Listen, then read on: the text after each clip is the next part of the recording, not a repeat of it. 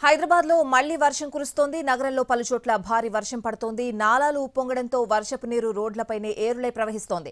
పలుచోట్ల చెట్లు విరగడంతో విద్యుత్ సరఫరాకు అంతరాయం ఏర్పడింది.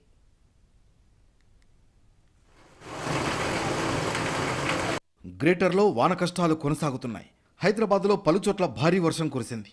కూకట్పల్లి, ఆల్వాల్, తిరుమలగిరి, బొల్లారం, సికింద్రాబాద్, నేరేడ్మెట్, మల్కాజ్గిరిలో వాన పడింది.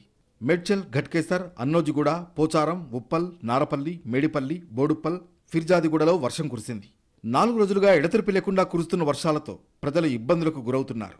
జీహెచ్ఎంసీ పరిధిలో 185 చెరువులకు 32 ఉప్పొంగి నాలాల్లోకి వరద పోటెత్తుతోంది. దీంతో సమీప ప్రాంతాల ప్రజలు ఆందోళన చెందుతున్నారు. గ్రేటర్ వ్యాప్తంగా 51 చోట్ల చెట్లు విరిగిపడి విద్యుత్ సరఫరాకు అంతరాయం ఏర్పడింది. డిఆర్ఎఫ్ బృందాల సహాయక చర్యలు ఆలస్యం కావడంతో స్థానికులు, వాహనదారులు ఇబ్బందులు ఎదుర్కొంటున్నారు. ఆలస్యంగా స్పందించి 47 చోట్ల ఫిర్యాదులను పరిష్కరించారు. పలుచోట్ల వర్షాలతో మ్యాన్హోళ్లు పొంగి పొర్లాయి. మురుగునీరు రహదారులపై ఏరులై పారింది. బల్దియా సిబ్బంది అలసత్వంతో ప్రజలు అవస్థలు పడుతున్నారు. ఇక మాదాపూర్లో గౌతమి ఎన్క్లేవ్, అంజనా హైట్స్ చెంత తవ్వి ఉంచిన సెల్లార్ ప్రహరీ గోడ కూలింది. ఆ సమయంలో ఎవరూ లేకపోవడంతో ప్రాణాపాయం తప్పింది.